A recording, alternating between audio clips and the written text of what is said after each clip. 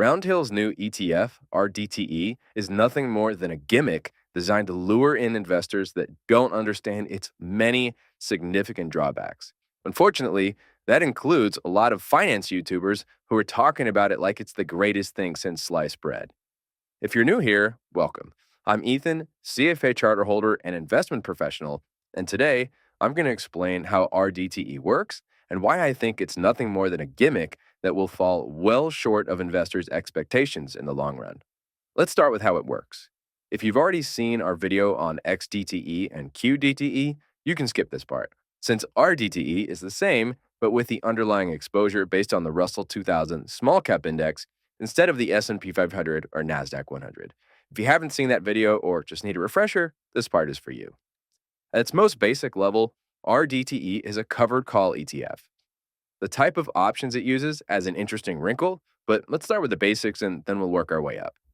What is a covered call ETF? In a nutshell, it buys stocks, then writes or sells call options on them. A call option gives the buyer of the option the right to buy a stock at a set price. Of course, they'd only want to do that if the stock goes higher than that set price. So if you're selling those options, like RDTE is, that means someone else gets to benefit from the upside if the stocks go up beyond that price. So to recap, RDTE buys stocks, then sells call options on them. That's a bit of an oversimplification since it's really creating a synthetic version of the index, not actually buying the stocks, but the main point is that you get stock exposure with most of the downside potential and very little of the upside potential. Now, why would anyone ever want to accept that trade-off? Because in exchange for giving up your upside potential, you get a massive yield.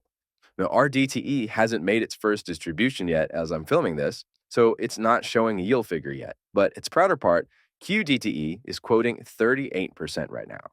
Since the yield comes from the covered calls, which pay higher income on higher volatility investments, and RDTE is based on an underlying investment with higher historical volatility, I would expect the yield on RDTE to generally be higher than it is on QDTE. That said, both this figure for QDTE and every yield quote you'll ever get for RDTE will be highly misleading, but more on that later in the gimmick section. How do they generate these gigantic yields? They sell out of the money 0 DTE, that's 0 days to expiry, call options against the Russell 2000 Small Cap Index. So what are 0 DTE options? Essentially, they're options that expire that day. So basically, RDTE sells call options in the morning that expire by the end of the day. Then overnight, there is no covered call. So you just have exposure to the market movements of the Russell 2000. Here's the diagram they have on their website to help explain it. On the left is what happens in the day, and on the right is what happens at night. In both charts, the dotted line is the return if you just own the index, which you can see is all that's there at night. On the left, during the day, you have the covered call position on, so your return is actually the solid blue line. This chart is for illustrative purposes only and definitely is not drawn to scale, but directionally, this is how it works. From left to right is the intraday stock price movement, and up and down is the ETF's gains. So imagine the Russell 2000 is at 50 when the market opens. What this chart is showing is that the call option they sold is $2 out of the money and pays you $3 of income. So if the index goes down $3 to 47, the ETF would be even. It lost $3 from its long position in the index, but it gained $3 from selling the call option. Thus, it beat the market by $3. The more the market goes down, the more the ETF goes down, but it always beats it by $3. If the market goes up past the strike price, the ETF's returns are capped by selling the call option, which is why its return line flattens out. They do this mainly so they can provide weekly income payments instead of monthly. Most cover call strategies sell monthly options and thus collect and then distribute monthly income. The weekly distribution is key to the Roundhill RDTE gimmick. First, it allows them to quote insanely high, wildly misleading yield figures, the main thing that attracts investors to these strategies. The yield in these strategies comes from selling covered calls on the index. The pricing of these options they're selling, and thus the income that they generate, is based on market volatility. Some days are way more volatile than others, and those days will generate more income. The more frequently they pay, the less consistent the payments will be. That's just the general nature of the stock market and options markets. However, I think they're doing this intentionally. I think the income volatility is a feature of the strategy, not a bug. Do you know why? Because the yield figure that they're showing is just the most recent single distribution annualized. It's what an investor would receive if the most recent distribution remained the same every week for 52 weeks. But do they remain the same? No, not even close. These are the historical distributions of XDTE, which uses the same strategy on a less volatile index. In less than a year, the difference between the lowest and highest income payments, and thus the quoted yield the following week, was almost 4x. So the high volatility holdings plus weekly distributions allows them to sometimes quote a yield that is way higher than what it will realistically pay out over the course of a year. That's what pulls investors in. But it's completely misleading and tells you absolutely nothing about the actual yield you can expect going forward. It tells you even less about the total return, but we'll get to that in a second. The second part of the gimmick is that people think that weekly distributions somehow compound faster than monthly distributions. Now, to be fair to Roundhill, I don't think they would ever say this because they know it's not true, but lots of YouTubers do seem to think that's the case, so I thought it'd be useful to cover it here. In basic math, reinvesting faster would make something compound faster. For example, let's say you could either invest $7 a week or $1 per day. It's the same amount, right? But $1 per day would compound faster because if your investment is generally going up over time, the sooner you invest, the more of that upside you will experience. However, ETF and mutual fund dividend reinvestment doesn't work that way. The money is not sitting idly on the sidelines, missing out on the returns while you wait to invest. In the case of RDTE, it will generate covered call income daily. That income, like any other return the ETF generates, is immediately reflected in the NAV, the net asset value of the fund. So even if it doesn't pay out its income until Friday, the income it generates on Monday is already in the fund, reflected in its value, and it will compound at the same rate as the NAV Tuesday, Wednesday, and Thursday until they pay it out on Friday.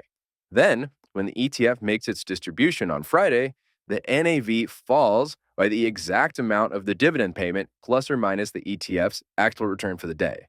If you reinvest it, you just have more shares at a lower price, but the actual value of your investment hasn't changed. So instead of 10 shares at $11 per share, maybe you have 11 shares at $10 per share.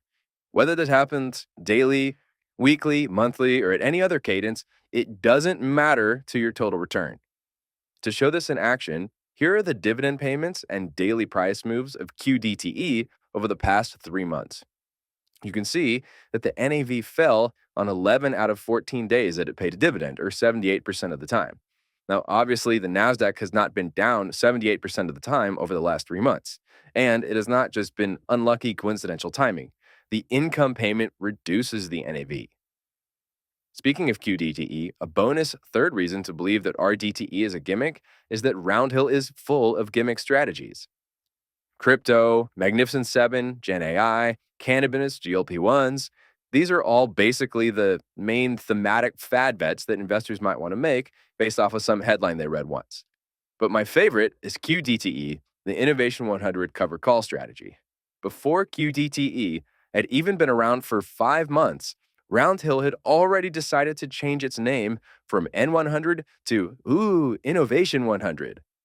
But of course, there is no such thing as the Innovation 100 index, and it still really just uses the NASDAQ.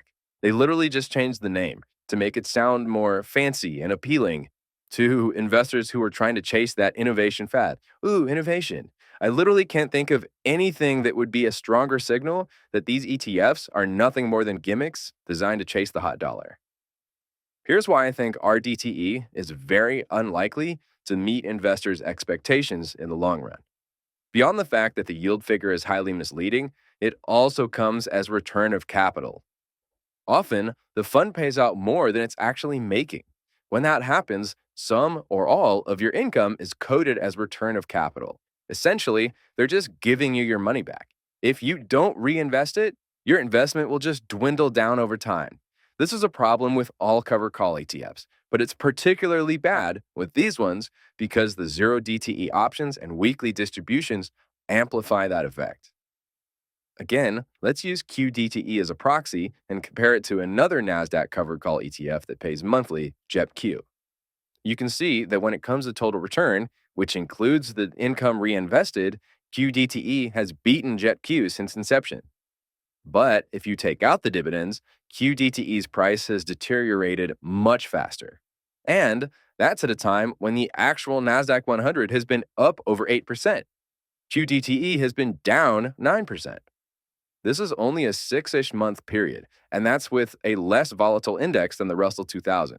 This strategy is just simply not sustainable in the long run. Too much of the return is them just giving you your money back. And if the NAV falls this much in a 6-month period during an up market, what do you think will happen over a 10-year period with a couple of market corrections thrown in? This is a key thing people don't understand about these covered call ETFs. The yield percentage is based on the volatility that week or that month. So it'll be volatile, but it won't necessarily decline over time.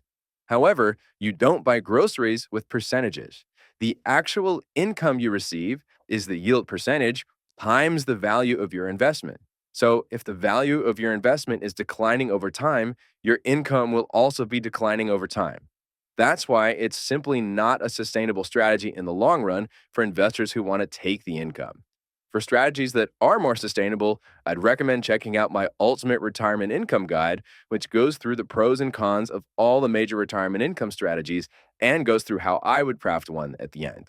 If you enjoyed this video, hit that like button, leave a comment with what you want us to cover next, and be sure to subscribe so you won't miss it. And if you want to continue the investment conversation with my partner Kyle and I, you can click the link in the description to join our Discord, which is free as I'm recording this, but may not stay that way forever. Thank you for watching, and we'll see you in the next video.